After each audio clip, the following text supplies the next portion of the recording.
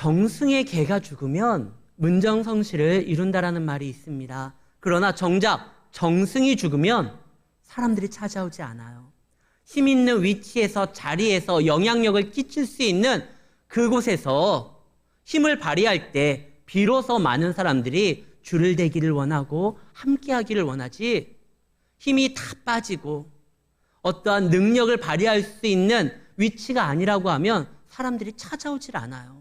세상의 이치가 이렇습니다. 예수님의 제자들이 걱정을 해요. 분명 예수님은 살아계신 하나님의 아들이고 그의 말씀을 들을 때 우리 가운데 뜨거운 변화가 있고 천국에 관한 소망이 있고 너무나 감사하고 기쁜데 세상이 예수님을 인정하지를 않아요. 우리가 보기에 정말 예수님은 대단한 분인데 사람들이 예수님 앞에 막 줄을 서거나 그와 함께하기를 헌신하거나 막 이래야 되는데 그러지를 않아요. 예수님이 기적을 베풀 때 많은 사람들이 예수님을 따르기는 해요. 신기한데? 놀라운데? 그러나 그때 당시에 모든 것을 판단하고 결정을 짓는 기득권자들이, 종교 지도자들이 예수님의 역사를 신기하지만 저건 눈속임이고 귀신의 힘을 빌려서 우리를 현혹시키게 하는 무서운 시험이고 유혹이다. 이렇게 아예 이야기를 해버린 거예요. 그러면서 예수님을 뭐라고 하느냐? 25절에 보면 바알세불이라. 여기서 말하는 바알세불은요, 굉장히 더러운 신의 이름이에요. 이 사탄도 귀신도요, 이 급이 있어요. 가장 센 녀석이 루시퍼, 사탄이죠. 바알세불은 그 밑이에요. 파리의 신이라는 뜻입니다.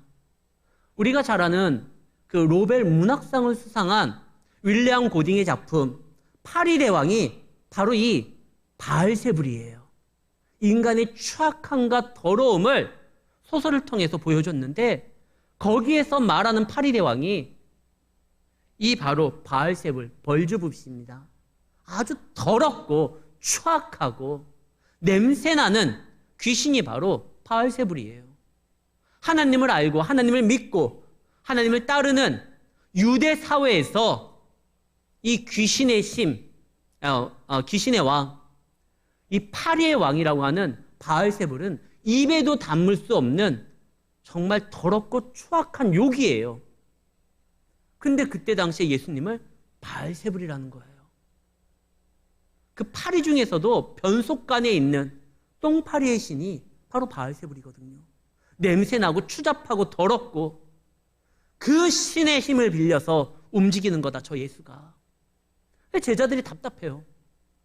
아니, 우리가 따르는 선생님 예수님은 하나님의 능력으로서 가득하고 그의 말씀만 들으면 변화될 수 있는데 우리가 다 어부였지만 제자가 되고 사도가 되고 놀랍게 변화가 되었는데 왜 사람들이 몰라듣는지 답답합니다. 이러다가 이러한 예수님의 평가가 바뀌지 않은 상태에서 우리의 인생이 끝나면 어떻게 되지? 걱정이 되는 거예요. 왜 세상 사람들이 예수님의 그 능력을 눈앞에서 보고도 그 변화의 역사를 귀로 듣고 눈으로 보고 그 역사의 현장에 있었음에도 불구하고 왜 인정하지 않을까요? 만약에 예수님이 하나님의 아들이고 우리가 살아가는 것이 그분의 은혜라는 것을 인정하는 순간 그동안 자신들이 쌓아올렸던 모든 업적과 공로와 실적이 다 사라지고 자신들의 것이 빼앗긴다 생각을 합니다. 은혜를 불편하게 생각하는 사람들이 있어요. 은혜 아니면 살아갈 수가 없네. 모든 것이 다 은혜였어. 막 이런 찬양이 넘쳐나잖아요. 근데 우리는 은혜를 너무나 좋아하는데 은혜를 싫어하는 사람들이 있고 불편해하는 사람, 심지어 교회 안에도 있습니다.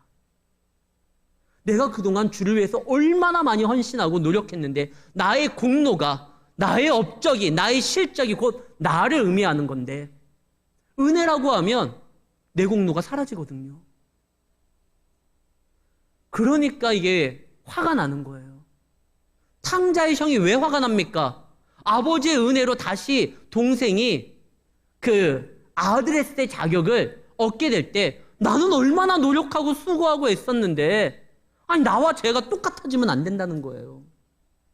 은혜를 불편해하는 사람들. 그러나요, 하나님의 것이라는 것을 인정하는 순간, 하나님의 역사라는 것을 인정하는 순간 우리의 것이 빼앗기는 게 아닙니다.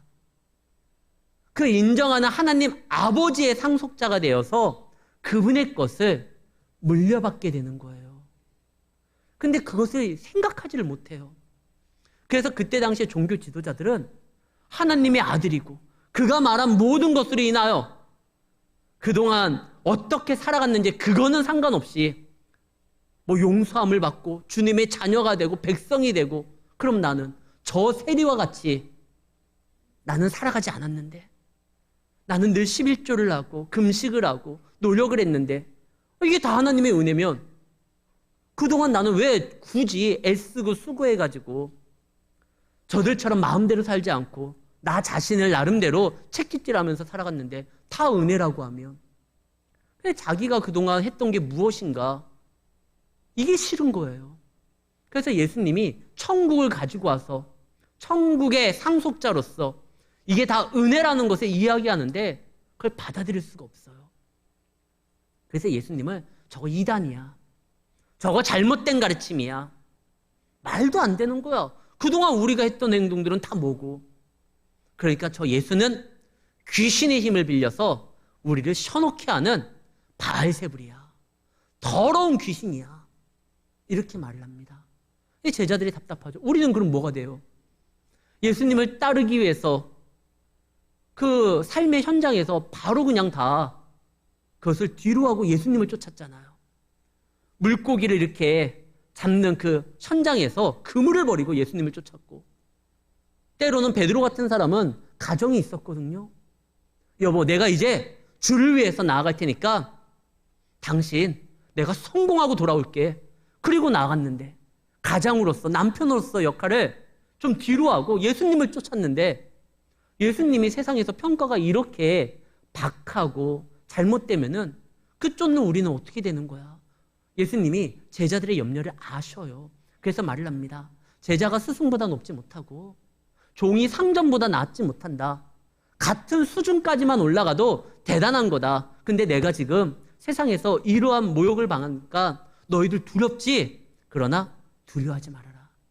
왜? 반드시 하나님의 자녀로서 살아갈 때 이것이 잘못되지 않고 바르고 옳다라는 것이 증명될 때가 온다.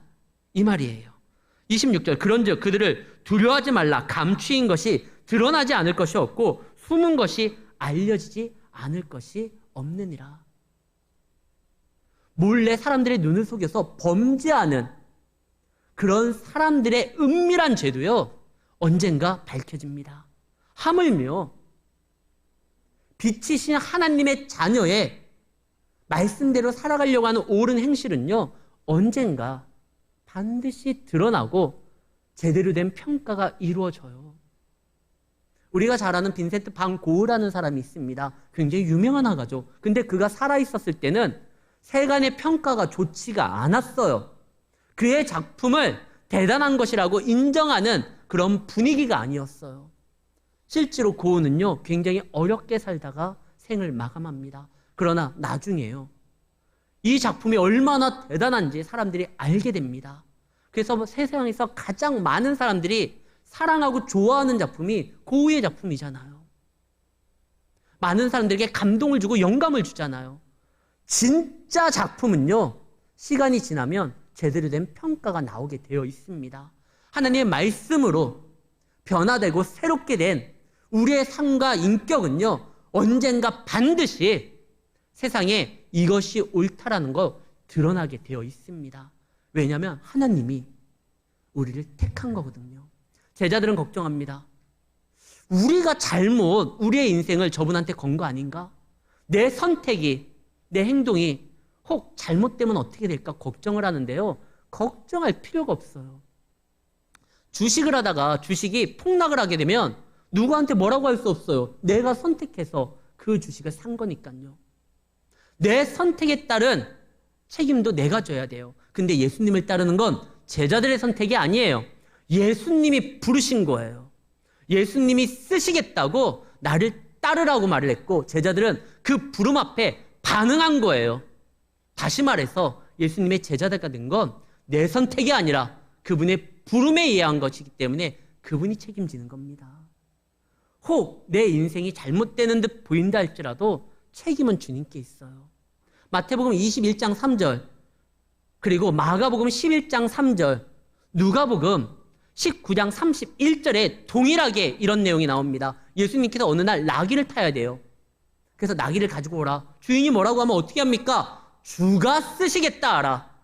우리가 자녀가 되고 하나님의 제자가 된 건 주가 쓰시기로 작정하여 우리를 택하여 부르셨기 때문에 그래요. 그러면 그분 책임이에요. 걱정하지 마세요. 하나님은 실수하지도 않지만 실패하지도 않아요. 세상에서 가장 투자의 귀재라고 하는 워렌 버핏이 있습니다. 이 사람은 정말 투자의 귀재예요. 어떠한 물건을 만들어서 생산해서 부를 축적한 사람이 아니라 투자함으로 인해서 많은 것을 얻게 된 사람이에요.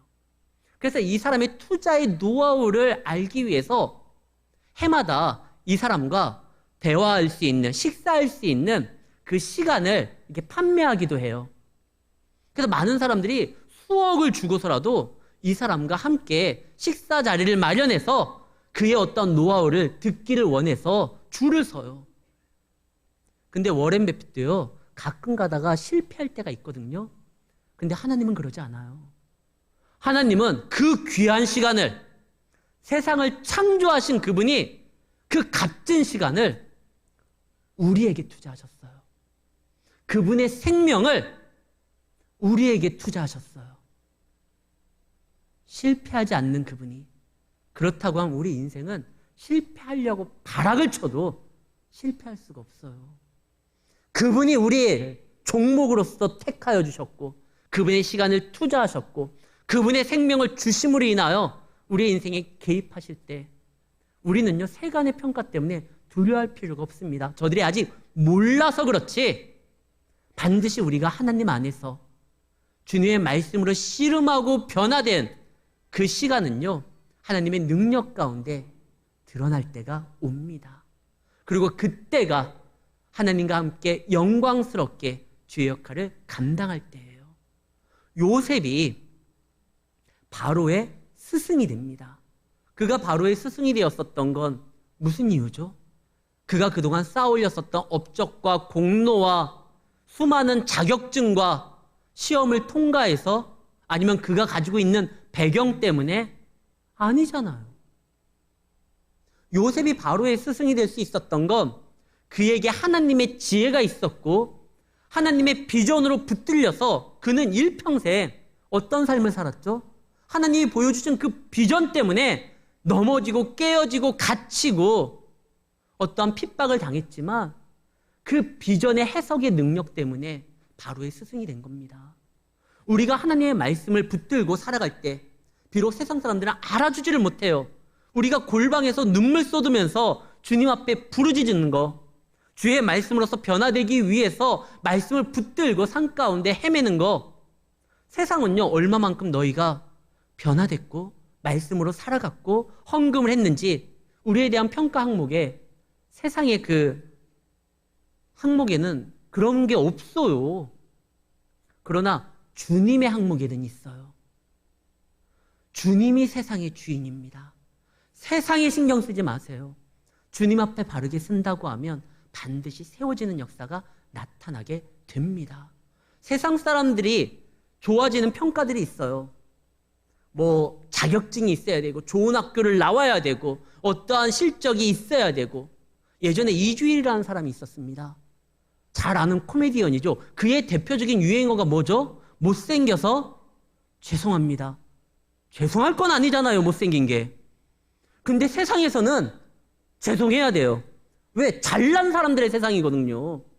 잘생긴 사람들이 잘 나가고 또 많은 것들 가지고 있고 모든 사람들이 흠모하고 부러워하는 것을 세상의 어떤 힘으로써 여겨지고 있기 때문에 못생겼으면 가진 거 없으면 죄송합니다 해야 되는 세상이에요. 그러나 하나님이 통치하시는 세상은요, 그러지 않아요. 이 세상이 저들 것이라고 하면 우리는 믿음 생활하는 거 죄송해야 돼요. 이 시간에 생산적인 활동을 하지 아니하고 주님 앞에 나와 예배드리는 거 세상에 죄송하다고 해야 돼요.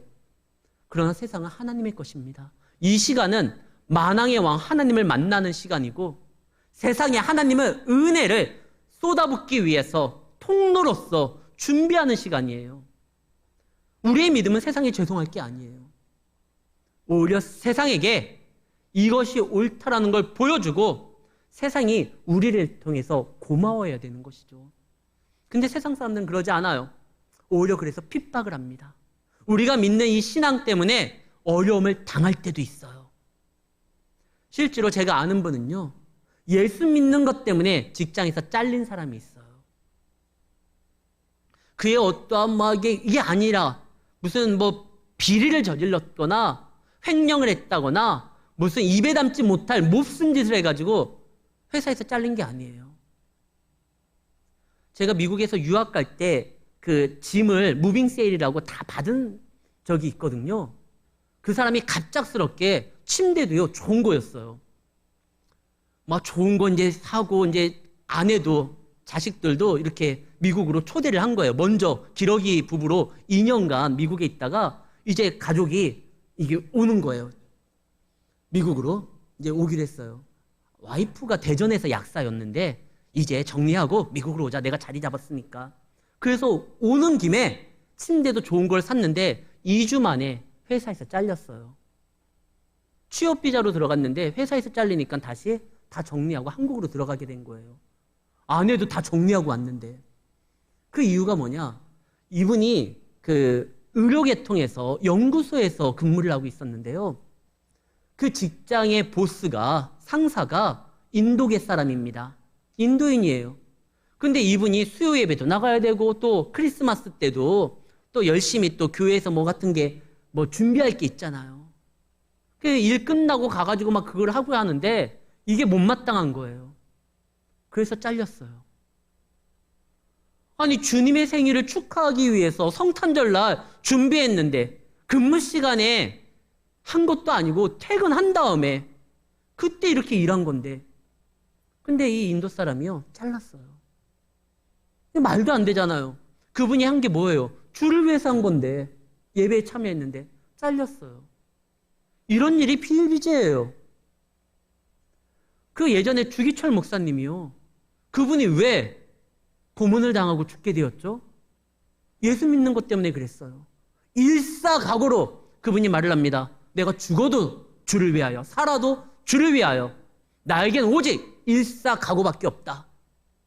그러면서 막 형무소에서 고난을 당하는데도 그분이 막 버티는 거예요. 그때 그의 아내가 되는 그 오정모 사모님이 남편에게 면회를 갑니다.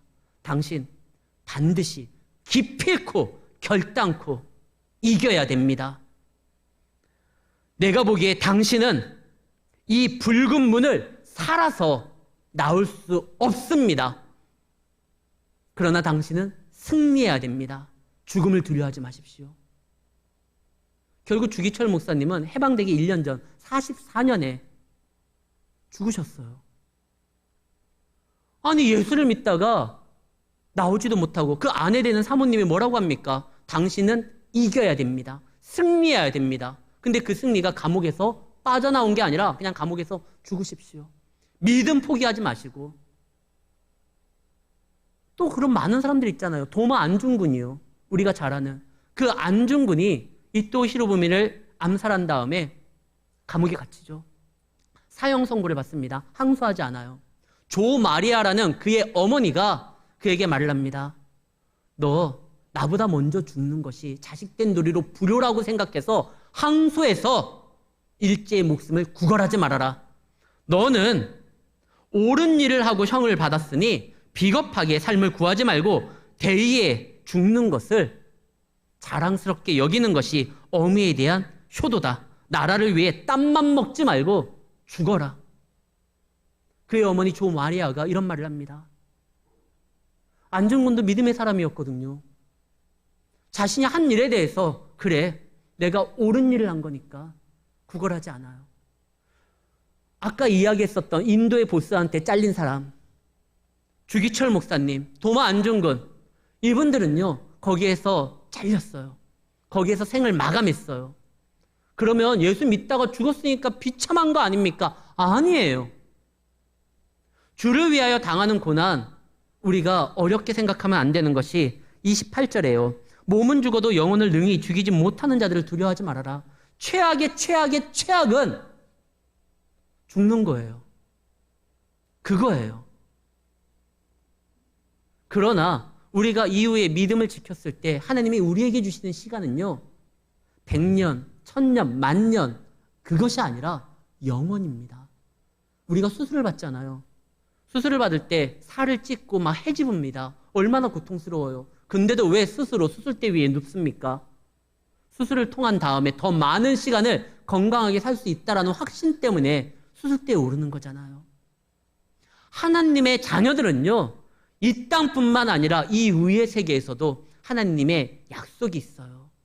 사람들은 현찰을 좋아합니다. 어음을 싫어해요.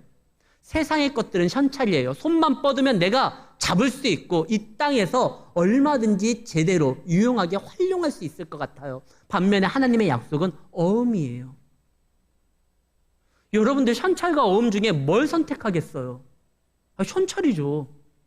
그러나 하나님의 약속은요, 그 옛날 장영자가 어음 사기하다가 전 국가를 막 난리치게 했던 그런 일이 있었잖아요. 하나님의 어음은요, 장영자 같지 않아요.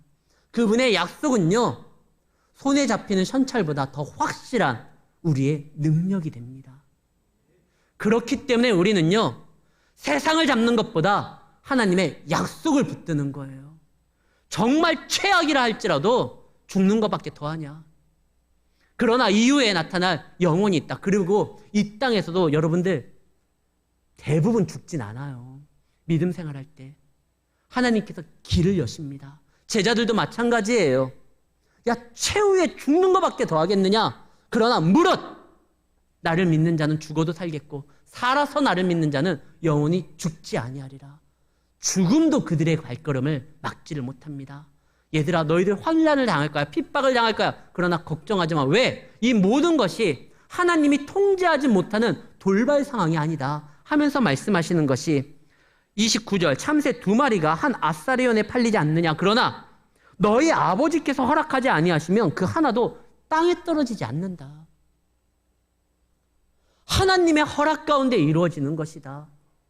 아니, 하나님, 왜 우리가 핍박을 당하고 고난을 당하는 거 하나님의 허락을 합니까? 우리가 고난의 의미는 다 몰라요. 그러나 분명한 건 하나님의 허락된 성도의 고난은요, 반드시 유익이 됩니다. 그것만큼은 믿으시기를 바랍니다.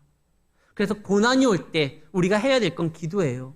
욥이 고난을 당합니다. 욥도요. 그 믿음 좋은 욥도요. 동방의 의인이었고 환난을 당할 때 아내에게 주신 자도 하나님, 취하신 자도 하나님이니 하나님의 영광을 받을 것이다. 입으로써 그 순간 범죄하지 않았던 믿음에 있어서 하나님을 신뢰했었던 그 욥도요. 고난의 의미를 다 이해는 못했어요. 그래서 욥이 생각을 해보니까 그래, 하나님의 허락한 고난은 유익이 있을 거야. 나에게 뭔가 도움이 될 거야. 근데 욥이 생각하니까 근데 나한테 무슨 또 남아있는 축복이 있을까? 욥은요, 동방의 의인이었고 부자였어요. 자녀들도 다 한 자리를 했어요. 친구들도 괜찮은 사람들이에요. 내가 이만큼 다 누리고 있는데 하나님이 나에게 주실 또 무슨 은혜가 있다고. 이 고난을 통해서 나에게 도대체 뭘 더 주시려고 그럴까? 다 있는데. 아니요, 욥에게 정말 하나가 빠진 게 있어요. 하나님을 아는 지식이 욥에겐 아직도 부족해요. 욥기 42장 5절 말씀입니다. 욥이 고난을 통하기 전까지는 하나님에 대해서 들어서 자기의 생각대로 하나님을 이렇게 그렸는데 이제는요, 고난을 통해서 내가 눈으로 주를 보는 것처럼 이제 제대로 알겠습니다. 우리는 우리 자신을 다 안다고 생각하지만 사실 잘 몰라요. 저도 건강하다고 생각하지만 의사가 제 몸에 대해서는 더 잘 알아요. 왜냐하면 의학적 전문 지식과 제 몸을 이렇게 검진할 수 있는 의료기기가 거기 있으니까요. 우리도 잘 몰라요. 하나님은 우리를 만드셨어요. 그래서 우리에 대해서 더 전문 지식이 있고 우리의 진단 상태를 더 잘 아셔요. 우리가 고난 때가 있습니다. 환난 때가 있습니다. 그러나 이거만큼은 기억하세요. 이 고난이 하나님이 심사숙고해서 생각하고 고민해서 허락했다고 하면 이 고난의 때를 반드시 이겨낼 때 우리에게 반드시 유익이 된다는 것이죠. 그러니까 너희는 고난 때 나를 부정하지 말고 우리 믿는 자녀들이 해야 될 게 뭐죠? 시인하는 거예요. 32절 누구든지 사람 앞에서 나를 시인하면 나도 하늘에 계신 내 아버지 앞에서 그를 시인할 것이다. 고난이 있어서 환난이 있어서 두렵다고 하나님을 부정하면 안 돼요. 사단은요 두려움으로 우리를 하나님을 향한 믿음을 꺾으려고 합니다. 감히 하나님을 주라고 부르지 못하도록 우리에게 겁을 주고 협박을 합니다. 그러나 겁을 주고 협박을 해도요 우리는 주님을 인정하면 돼요. 사단 별거 아니에요. 철로역정 존 버년의 책을 보면 크리스찬 주인공이 가는 천국으로 향하여 나아가는 길에 막 물어 뜯어 죽일 것 같은 사자들이 막 으르렁거리고 달려드는 장면이 나와요. 협박은 하지만 보니까 쇠사슬에 묶여 있어요. 괜히 겁먹을 필요 없어요. 주님이 함께 한다고 하면 걔네들은 협박을 할지 몰라도 우리의 영혼까지는 어떻게 못해요. 하나님이 인도하시니까요. 우린 나가면 돼요. 아무리 협박이 있다 할지라도 믿음을 보일 수 있는 기회로 만들면 됩니다. 사드락과 메삭과 아벳느고 풀무불에 확 집어넣어버릴 거야 너.